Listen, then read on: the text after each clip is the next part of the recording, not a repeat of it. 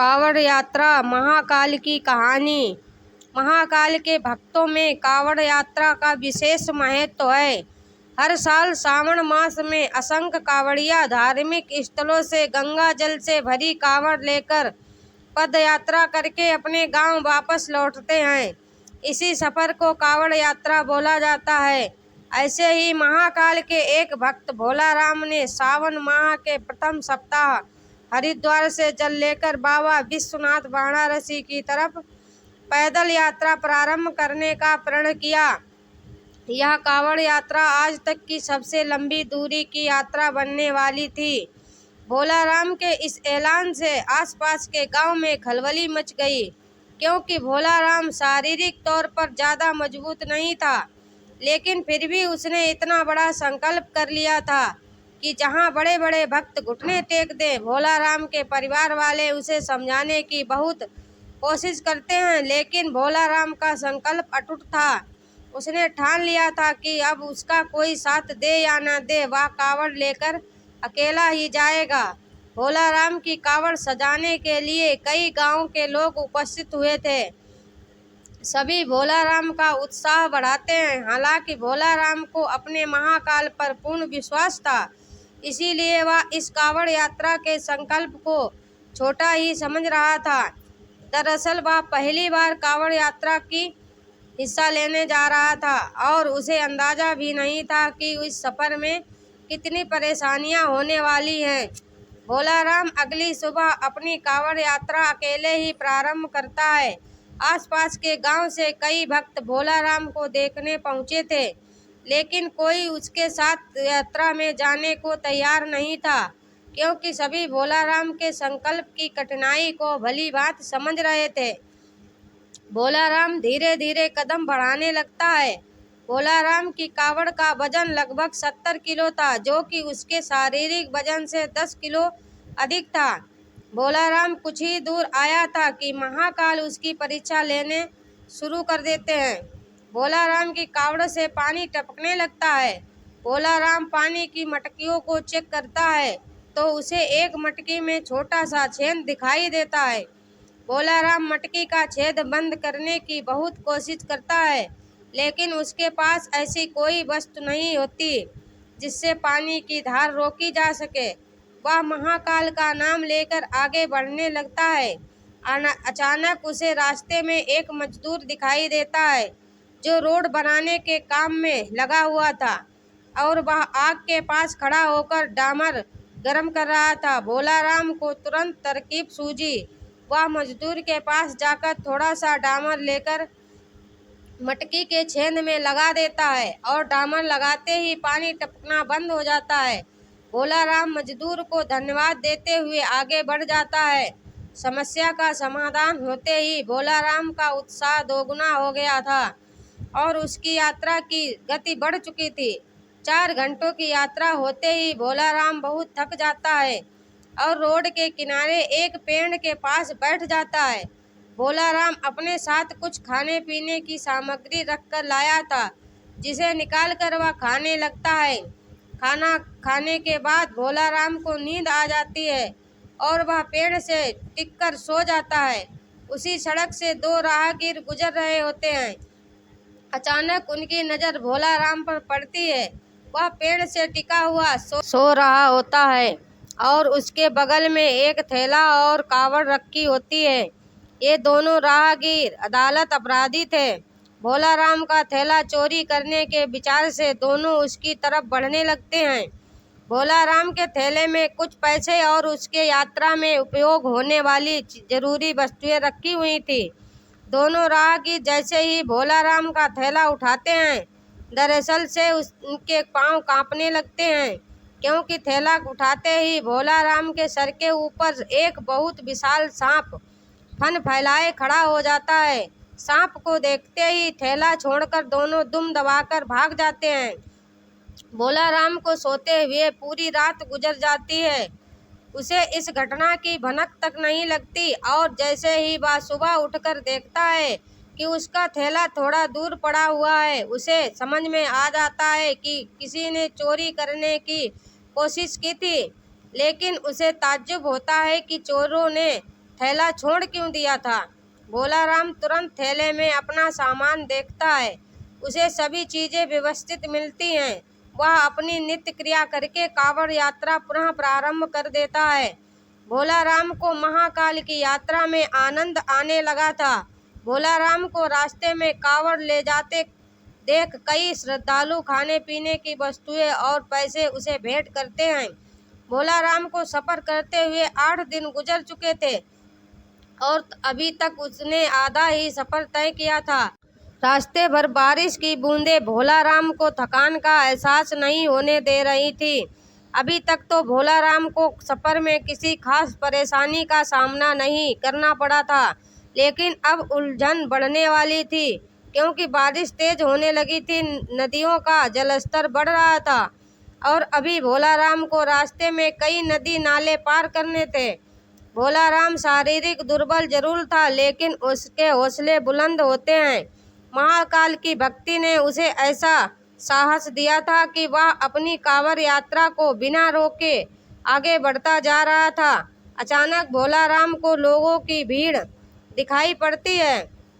वह पास जाकर देखता है तो हैरान हो जाता है क्योंकि नदी का पुल टूट चुका होता है और आगे जाने के लिए यही एक रास्ता था और जब तक नदी का पानी सामान्य स्तर में नहीं आ जाता तब तक यहाँ से पार करना नामुमकिन था। भोला राम कांवड़ लेकर सड़क पर ही बैठ जाता है और पानी नीचे उतरने का इंतजार करने लगता है। उसे बैठे 4 घंटे ही हुए थे कि अचानक एक एम्बुलेंस आकर खड़ी हो जाती है। एम्बुलेंस के अंदर मंत्री को ले जाया जा रहा था, लेकिन पुल टूटने की वजह से एम्बुलेंस को रुकना पड़ता है।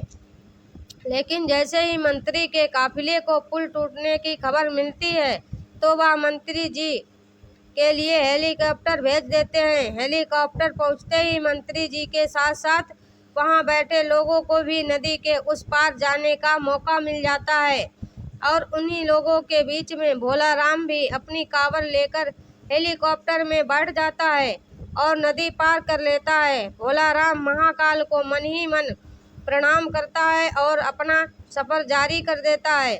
कुछ दूर आगे आने के बाद भोला राम को एक गांव के किनारे पहाड़ी के ऊपर छोटा सा मंदिर दिखाई देता है। भोला राम को अचानक उस मंदिर में जाने का विचार आता है। वह अपनी कांवड़ लेकर मंदिर की तरफ जाने लगता है। मंदिर थोड़ा ऊंचाई पर था, उसे ऊपर चढ़ने में परेशानी हो रही थी, लेकिन भोला राम पेड़ की शाखाएं पकड़कर मंदिर के द्वार तक पहुंच जाता है और अपनी कांवड़ को मंदिर के बाहर रखकर अंदर प्रवेश कर जाता है। अंदर पहुंचते ही उसे एक साधु ध्यान में बैठे हुए दिखाई देते हैं। भोला राम की आड़ से उनकी आंखें खुल जाती हैं। वह भोला राम को उसके नाम से बुलाते हुए कहते हैं कि भोला राम लाओ पानी मुझे दे दो, मुझे बहुत प्यास लगी है। भोला राम को ताज्जुब होता है कि साधु यह कैसे जानते हैं कि मैं मटकी में जल लाया हूँ। भोला राम तुरंत साधु के सामने हाथ जोड़कर खड़ा हो जाता है और कहता है, बाबा आप तो अंतर्यामी प्रतीत हो रहे हैं। आप तो सब जानते हैं कि मैं कांवड़ के लिए पवित्र जल ले जा रहा हूँ, जिसे मैं अपने महाकाल को अर्पित करूँगा और अगर मैंने यह आपको दे दिया तो मेरे पास वहाँ ले जाने के लिए कुछ नहीं बचेगा और वैसे भी रास्ते में बहुत सारा जल गिर चुका है। मैं क्षमा चाहूँगा, मैं आपको जल नहीं दे सकता। और इतना कहकर भोला राम मंदिर से बाहर आ जाता है और अपना कांवड़ लेकर पहाड़ से नीचे उतर आता है। भोला राम कच्चे रास्ते से आगे बढ़ने लगता है। थोड़ी ही दूर उसे एक गांव दिखाई देता है और जैसे ही वह गांव के करीब पहुंचता है वहां कुछ लोग बैठे होते हैं। सभी भोला राम को कांवड़ ले जाते देख उसके पास पहुंच जाते हैं। गांव के लोग भोला राम को खाने पीने की वस्तु भेंट करने के लिए आगे आते हैं, लेकिन भोला राम उन्हें रोक देता है और कहता है, अगर आप मुझे कुछ देना ही चाहते हैं तो पीछे पहाड़ी पर एक मंदिर है, वहाँ एक साधु भूखे प्यासे बैठे हैं, कृपया करके उन्हें यह सब भिजवा दीजिए। गांव के लोग भोला राम को आश्चर्यचकित होकर देखने लगते हैं और कहते हैं, भैया यहाँ तो कोई पहाड़ी नहीं है, ये पूरा इलाका जंगली है और यहाँ पेड़ पौधे के अलावा आपको कुछ दिखाई नहीं देगा। जरूर आपको कोई भ्रम हुआ होगा। भोलाराम सोच में पड़ जाता है और कुछ दूर के बाद वह कहता है कि मैं दावे के साथ कह सकता हूँ यहाँ पहाड़ी में एक मंदिर है। आप सभी मेरे साथ चलिए, मैं आपको दिखाता हूँ। और भोलाराम सभी को लेकर पहाड़ी को खोजते हुए चलने लगता है, लेकिन उसे कुछ दूर आते ही एहसास होने लगता है कि वह गलत रास्ते जा रहा था, क्योंकि काफी देर तक चलते हुए उसे पहाड़ी दिखाई नहीं दे रही थी और यह रास्ता भी उसके लिए अनजाना सा लग रहा था। वह गांव वालों से तुरंत कहता है कि आपके गांव आने का इसके अलावा कोई और रास्ता है क्या? गांव वाले मना कर देते हैं और भोलाराम को समझाते हैं कि आप भ्रमित ना हो, यहाँ कोई मंदिर नहीं है और ना ही कोई साधु भूखा प्यासा बैठा है। आप अपनी कांवड़ यात्रा पुनः प्रारंभ करें, अभी आपका सफर लंबा है। भोलाराम वही घुटने के बल बैठ जाता है और हाथ जोड़कर महाकाल का आह्वान करके जोर जोर से रोने लगता है और रोते हुए कहता है, महाकाल मैं आपको पहचान नहीं पाया, कृपया मुझे दर्शन दीजिए। मैं जानता हूँ साधु के भेष में आप ही थे। मैं आपके लिए जल लाया हूँ और मैं आपको जल पिलाए बिना यहाँ से नहीं जाऊँगा। और कुछ ही देर में भोलाराम के सामने से बड़े बड़े पेड़ों के पीछे अचानक पहाड़ी में मंदिर नजर आने लगता है। गांव के सभी लोग मंदिर को देखकर दंग रह जाते हैं। मंदिर दिखते ही भोलाराम कावड़ लेकर दौड़ पड़ता है और दोबारा उसी मंदिर में प्रवेश कर जाता है। गांव के लोग पहाड़ी के नीचे खड़े होकर महाकाल की महिमा देख रहे होते हैं। मंदिर रहस्यमयी था, जिसे आज से पहले किसी ने नहीं देखा था। भोलाराम मंदिर के अंदर पहुंचते ही साधु के सामने अपनी कावड़ रख देता है। साधु भोलाराम से कहते हैं, मेरे मस्तक में जल डालो। और जैसे ही भोलाराम मटकी से साधु के सर में जल डालता है, अचानक उसके सामने का नजारा बदल जाता है और वह वाराणसी की गंगा नदी के किनारे पहुंच चुका था। उसे कुछ समझ में नहीं आता, क्योंकि अभी यहाँ तक पहुँचने के लिए उसे 5 दिन का सफ़र और करना था, लेकिन यह सफ़र पलक झपकते ही पूरा हो चुका था। महाकाल की महिमा को वह समझ चुका था। भोलाराम की आंखों में आंसू आ जाते हैं और वह गंगा नदी के किनारे महाकाल के ध्यान में बढ़ जाता है। भोलाराम की कांवड़ यात्रा स्वयं महाकाल ने संपन्न की थी, जिससे भोलाराम का जीवन धन्य हो गया था। और उसकी कांवड़ यात्रा पूरी होते ही महाकाल की कहानी गाथा समाप्त हो जाती है। जय महाकाल, हर हर महादेव, जय शिव शंकर।